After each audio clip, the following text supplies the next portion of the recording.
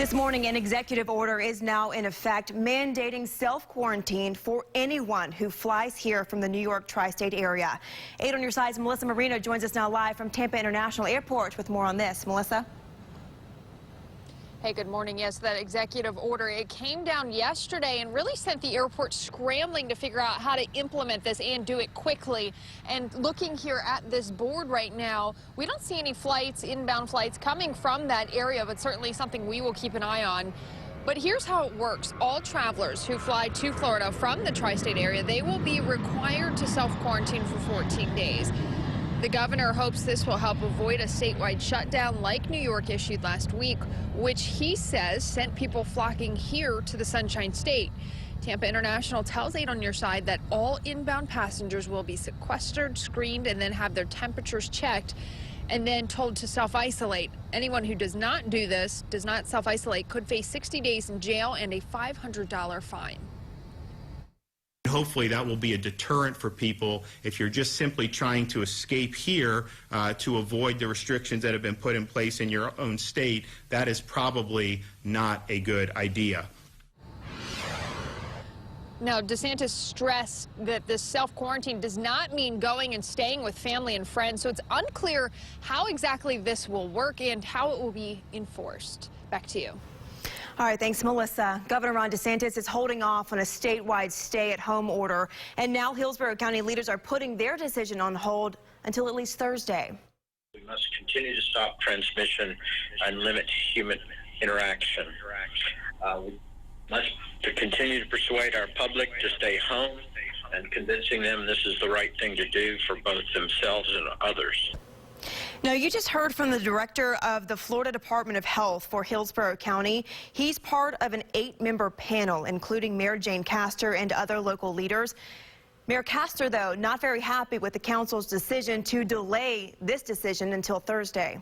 I was very frustrated and very disappointed that we, as the emergency policy group, did not decide to put a stay-in-place, stay-at-home order through, or at least set a date to discuss that, because the fact is, the science says, and history has shown us with this virus, the longer you wait, the longer it's going to take to recover from it.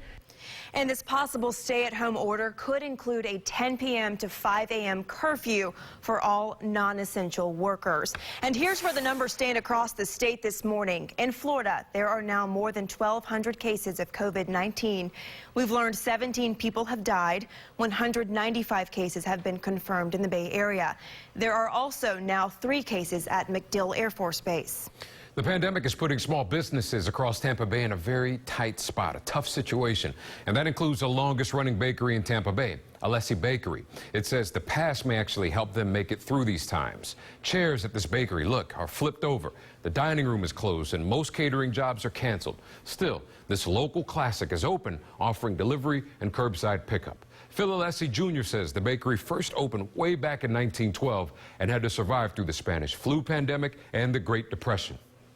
Very great work ethic and, the credibility. So I'm sure because of all those things, they were able to survive this. And, we have the same attitude today. Alessi Jr. says he isn't looking to lay off any of his 200 employees. If need be, he says some of them will be working from home. Time now is 5:05. The coronavirus pandemic is coming with a lot of uncertainty and questions for people in Tampa Bay, including what's next if your job is affected and you're having trouble making ends meet. One attorney tells 8 on your side he does not think it'll land people on the streets. Looks like there's going to be moratoriums on evictions, moratoriums on foreclosures, abatements of paying your rent, abatements of paying your mortgages. Attorney Charles Gallagher says he's been answering similar questions nonstop. Another concern, though, is what happens to your dream vacation if beaches and businesses are closed? Well, Gallagher tells 8 on your side it leaves customers with a pretty good argument to cancel.